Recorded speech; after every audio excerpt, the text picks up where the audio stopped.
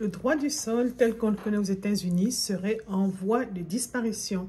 En tout cas, si on se base évidemment sur le décret qui a été émis par le président Trump, où il voudrait en fait changer l'application du droit du sol dans ceux d'entre vous qui auraient des enfants aux États-Unis et qui est considéré comme un citoyen américain.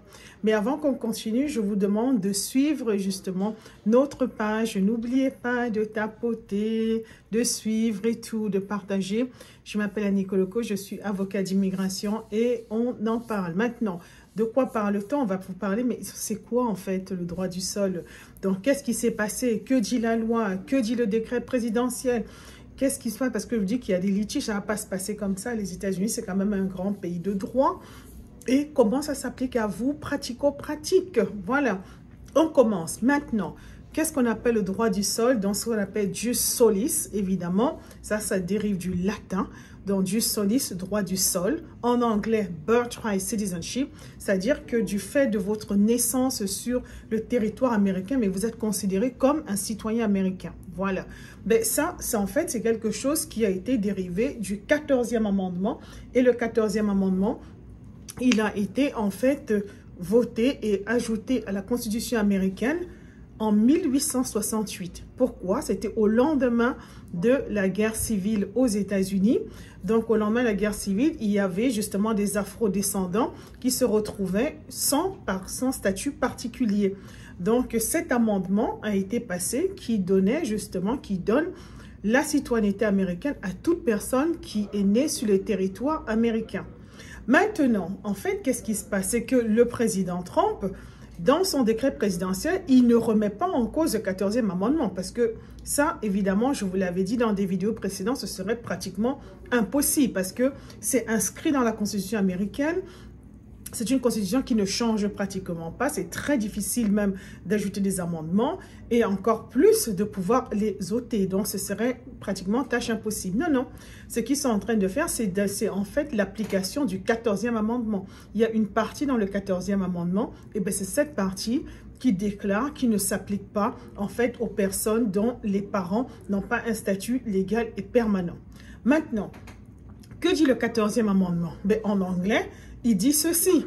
En anglais, il dit ceci. All persons born or naturalized in the United States. C'est-à-dire, toute personne née et naturalisée aux États-Unis and subject to the jurisdiction thereof, donc sujet à sa juridiction, on parle de la juridiction des États-Unis, are citizens of the United States, sont citoyens des États-Unis and the state wherein they reside et de l'État dans lequel ils résident.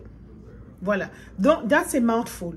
Mais ça, la partie que l'administration Trump est en train de contester, c'est la partie où ça dit « and subject to the jurisdiction thereof » est sujet à la juridiction suivante. Donc, selon eux, ils disent que, en fait, ça ne veut pas dire que toute personne, par exemple, qui aurait des enfants aux États-Unis, qui n'a pas un statut légal, ben, cette personne ne peut pas dire qu'elle est sujette à la juridiction des États-Unis. Cette personne, selon eux, est encore sujette à la juridiction de leur pays d'origine. Donc, le décret, qu'est-ce qu'il dit le décret? Mais c'est reflété dans le décret. Le décret dit que toute personne ne peut pas, est automatiquement exclue de tenir cette citoyenneté, d'être considérée comme citoyen américain si leurs mères ne sont pas aux États-Unis dans la légalité ou alors elles sont aux États-Unis au moment de la naissance de cet enfant de manière temporaire. Évidemment, à l'exception si maintenant le père est un résident permanent ou alors est justement un citoyen américain, la loi ne s'applique pas. Donc, vous voyez comment ça se passe. C'est-à-dire que si les deux parents, un des parents, la mère peut avoir un statut temporaire ou est dans l'illégalité, mais si le père, justement, a un statut légal, ou un résident permanent, mais l'enfant, en fait, sera considéré comme citoyen américain. On va considérer que le 14e amendement s'applique à cet enfant et que, non seulement l'enfant est américain. Donc, évidemment, ce qui se dit, c'est que ce texte de loi, ce n'est pas un texte de loi exactement, mais ce décret présidentiel, il va rentrer en fait en application dans les 30 jours. Donc, ça veut dire que le président, il demande aux agences, aux ministères des États-Unis, donc par exemple l'agence comme Department of State, ministère des Affaires étrangères, d'arrêter d'émettre des passeports pour tout enfant qui, en fait, naîtrait à partir du 19 février 2025. Donc, qui représente, en fait, 30 jours après, justement, l'émission de ce décret présidentiel. 30 jours après, le décret rentre en application. Donc, si, par exemple, un enfant qui est né après le 19 février 2025, cet enfant, en fait, ne serait pas considéré comme citoyen américain. Évidemment, ça part aussi de là, et il faut comprendre aussi, pour vous donner un petit côté historique, non seulement je vous ai parlé du fait que le 14e amendement, il avait été justement voté et inscrit dans la Constitution américaine au lendemain de la guerre civile, en 1868, mais en 1898, c'était assez important parce qu'il y a eu en fait un dossier qui allait jusque devant la Cour suprême quant à l'interprétation de qui est considéré comme citoyen américain. Et ça, c'était le dossier de M. Wong Kim Ark. Donc, M. Wong Kim Ark, né à San Francisco, va maintenant dans le pays de ses parents, en Chine, et à son retour, on lui interdit l'entrée aux États-Unis. Quel est en fait l'argument du gouvernement fédéral? Mais c'est de dire qu'il n'est pas admissible, il ne peut pas être admis aux États-Unis parce qu'il n'est pas un citoyen américain selon le texte de loi de Chinese Exclusion Act. Donc, c'était un texte de loi d'immigration qui, en fait, ciblait les citoyens chinois et qui, leur interdisait l'immigration aux États-Unis. Donc, évidemment, le dossier allait jusque devant la Cour suprême et justement, M. Wong, en fait, a eu gain de cause. Il a eu gain de cause parce que la Cour suprême a dit justement que le 14e amendement s'appliquait à M. Wong, malgré le fait qu'on avait cité justement une loi d'immigration très restrictive qui ciblait en fait les citoyens chinois. En disant ceci, c'est que ses parents, ils avaient un statut légal aux États-Unis.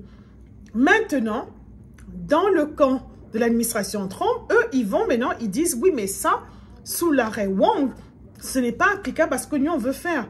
Parce que les parents de M. Wong avaient un statut légal. Donc, pour eux, non, que c'est en fait pas très clair de savoir si le 14e amendement s'applique aux enfants dont les parents n'ont pas de statut légal. Donc, vous comprenez, c'est cette partie, c'est cette interprétation de la loi du 14e amendement, l'applicabilité, c'est ça en fait qui est en question. Évidemment, vous pouvez imaginer, les États démocrates étaient prêts. Allez hop, là, il y a franchement... Ça a été lancé, il y a des plaintes qui ont été déposées. Jusqu'à présent, on en a 3. Probablement, au moment où vous allez regarder cette vidéo, il y en aura probablement plus. Mais évidemment, il y a une qu'on a déposée de la côte Est, ça a été déposé au Massachusetts. De la côte Ouest, ça a été déposé à Seattle. Et CLU, dont American Civil Liberty Union, aussi a déposé d'ailleurs, mais ce n'est pas les seuls.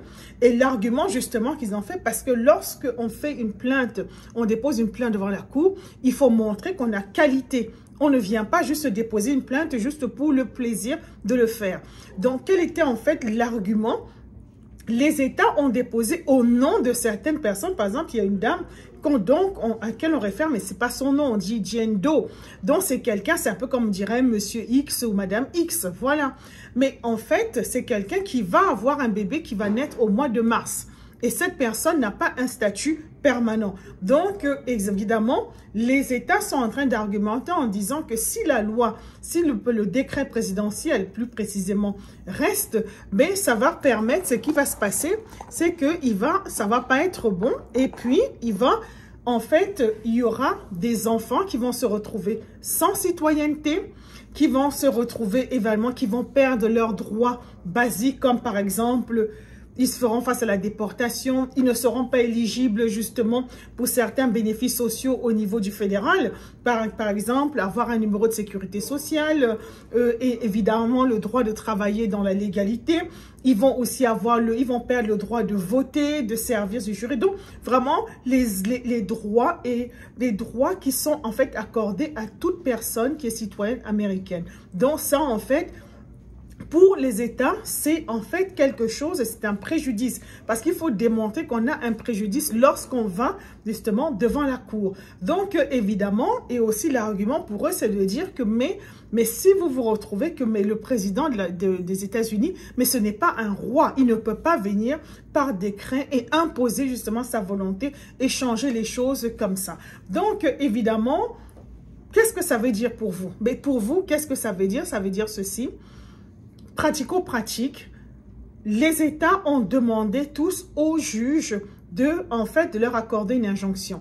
Oui, parce que quand on fait une demande, si par exemple la chose est extrêmement grave, on demande en fait une injonction. Et qu'est-ce que ça veut dire qu'on demande une injonction à la cour? C'est qu'on dit, bon voilà, dans le cas de l'application de la loi, en disant, mais donnez-nous cette injonction parce que il faut suspendre l'application de la loi. Donc, on sait que dans 30 jours, à partir du 19 février, la loi rentrerait, en fait, le décret présidentiel sera applicable. Donc, eux, ils sont en train de dire, mais suspendez cela, en fait. Donc, que ce ne soit pas applicable jusqu'à ce qu'on ait décidé sur le fond.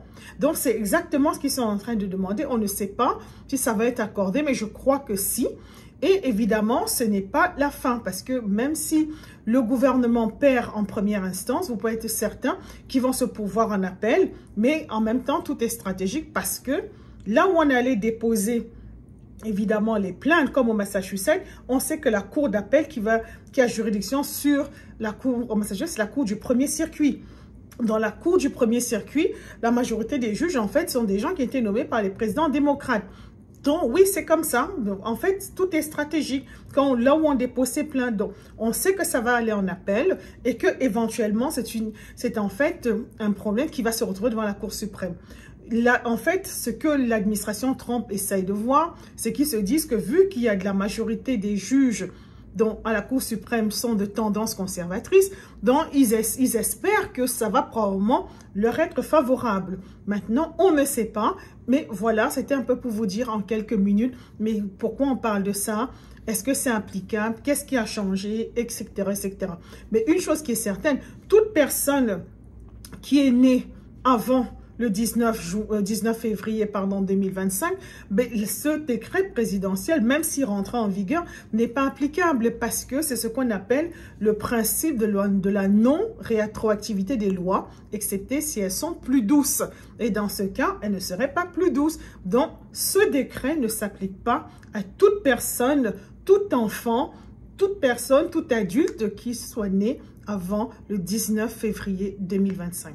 Donc, merci de nous suivre. Évidemment, n'oubliez pas de vous inscrire à la chaîne. Comme ça, vous ne perdez aucune, évidemment, nouvelle par rapport aux droits de l'immigration, surtout en français. Voilà, donc merci beaucoup. Partagez, abonnez-vous à la chaîne. À bientôt. Bye!